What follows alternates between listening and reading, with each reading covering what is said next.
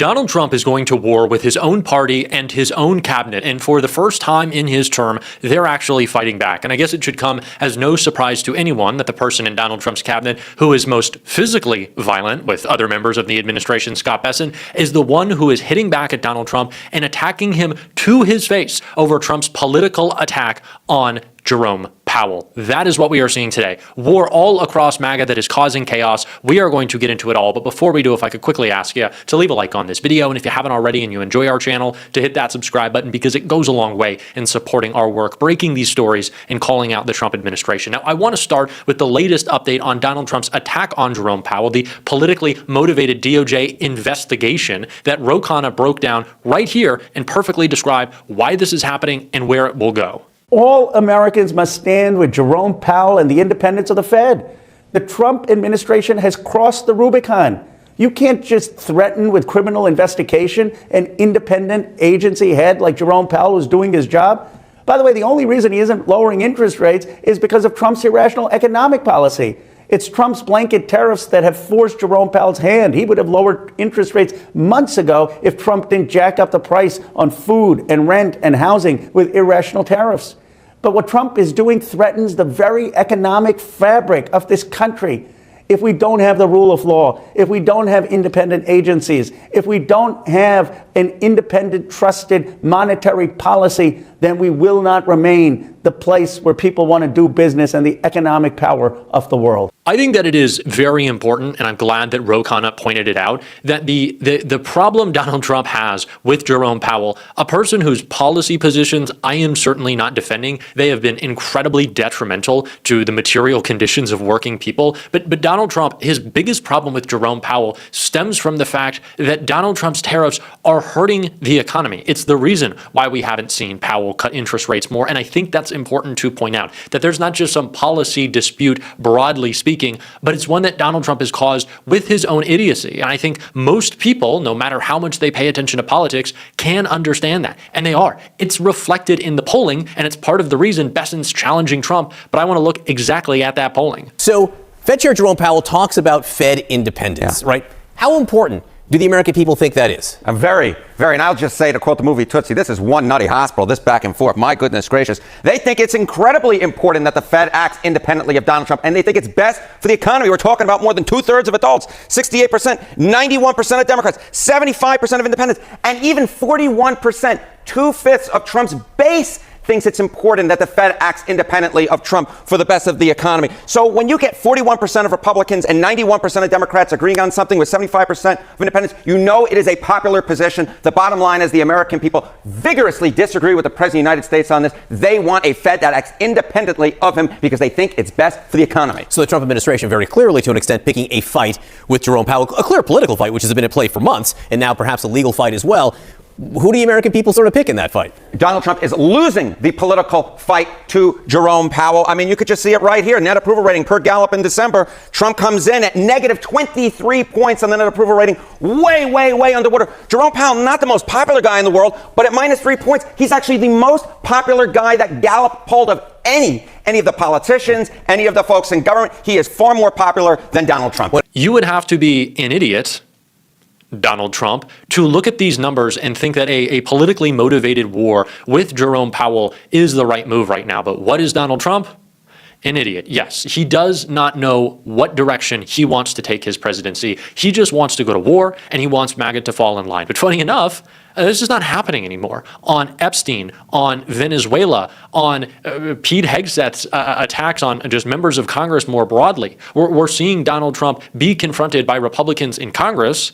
And now he's being confronted by Republicans in his cabinet. And although Scott Violent didn't shoulder check Donald Trump or put his hands on him, which is kind of a surprise considering he likes to do that, he is now confronting Donald Trump. Honestly, the right thing to do, but the fact that this is leaked shows where Trump's head's at. But I want to get into this article before we break it all down. Panicked Scott Bessent confronts Trump over revenge probe. Donald Trump is facing blowback from inside his administration over the Justice Department's investigation into Federal Reserve Chair Jerome Powell. Treasury Secretary Scott Bessent confronted Trump in a tense call late on Sunday, telling him the criminal probe made a mess, Axios reported. The secretary isn't happy, and he let the president know. One source familiar with Bessent's call to Trump told the outlet. The former hedge fund manager, 63, reportedly warned the president, 79, that the DOJ's investigation could rattle financial markets, which depend on the central bank's independence from political meddling. Bessent is also frustrated that the investigation appears to have caused Powell, 72, to dig in just months before his term as Fed chair ends in May. The Treasury Secretary thought when the president named a new Fed chair that Powell would go, but now that's not going to happen, another source told the outlet. Now Powell is dug in. This really made a mess of things.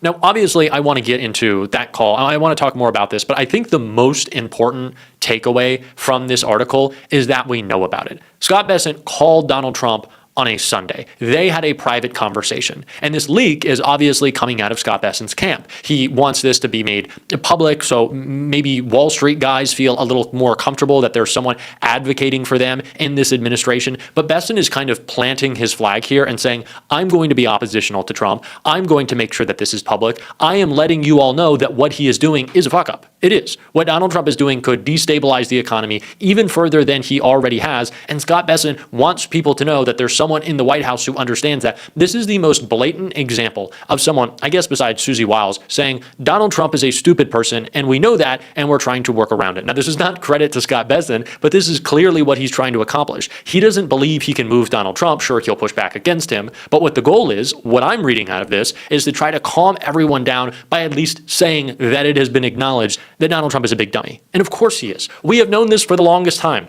The fact that these Wall Street guys just got in line with Trump shows you how weak and servile they are, how spineless they are. And I think every Democrat or any Democrat who is planning to be a leader in our party come 2028 should realize the concessions that you can get out of these guys. We do not have to play by their terms. We do not have to play their game. They will bend the knee. They understand the power of the federal government. Donald Trump wants to use it to enrich himself and go after political foes. We can use it to improve the material conditions of working people. Now, I'm not saying the next Democratic president needs to declare themselves Fed chair, but certainly we can understand that corporate players are afraid and we have power and we should actually use it and we should stop succumbing to them. We can either be the big tent party and the tent includes the guys on Wall Street, or it can actually include working people again. Right? And that's what Elizabeth Warren has been talking about a lot. I want to hear what she had to say, her reaction to this probe into Jerome Powell, as well as a little bit of her view of the path forward for Democrats right now. I think this is all in line at the moment, so you're really going to want to check out what Elizabeth Warren had to say.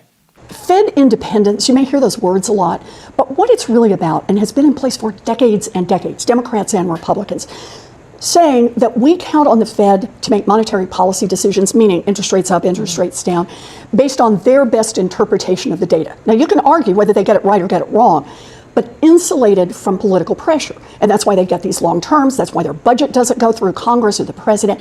Donald Trump has been trying virtually from the day he got into the White House to get control of the Fed so that he can make the decisions about monetary policy. And what's the risk associated with that?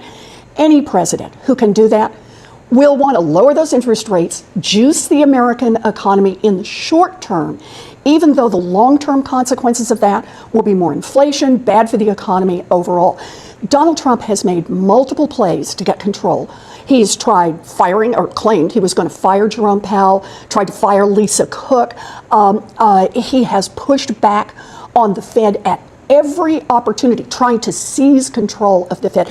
And this latest is weaponizing the Department of Justice as a way to try to bring Jerome Powell to his knees. If that happens, it is bad for the American economy. It is bad for the American consumer. And you're not exactly the biggest fan of Jerome Powell, to say the least. You have said that he took a flamethrower to banking regulations, that he's putting jobs at risk, that he increased costs for families, allowed a culture of corruption to fester in the Fed.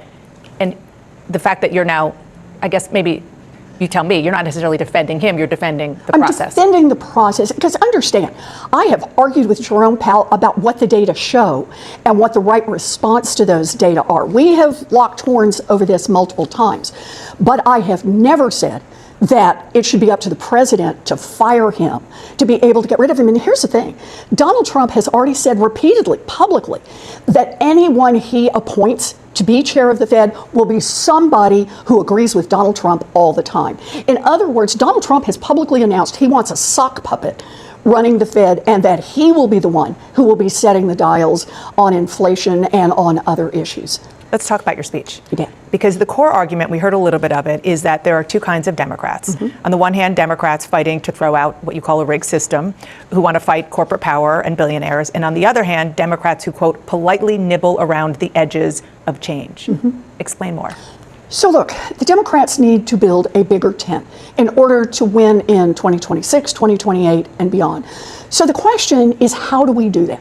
Partly, Donald Trump already told us. Remember, he said for an entire year before the 24 election, he would lower costs on day one. He gets elected, and the first interview he gives, he's asked, why did you win? And he said, because I said I would lower costs on day one. So here we are, a year in, cost of housing is up, cost of healthcare is up, cost of utilities is up, cost of groceries is up. This is a real, and I know it feels like sometimes we hope it is and then it's not, but this is a real moment of demarcation in the Trump administration. This type of pushback from a government official at this level, and then instant leaks out of the cabinet of pushback against Trump from within his administration. He really is weaker than ever, and we need to capitalize on that. We will talk about it on this show, and if you want to support that, as always, you can hit that subscribe button, leave a like on this video. If you stuck around to the end, drop a blue heart in the comments. Keep on fighting, y'all. Don't let them silence you. And until next time, I'll see you soon.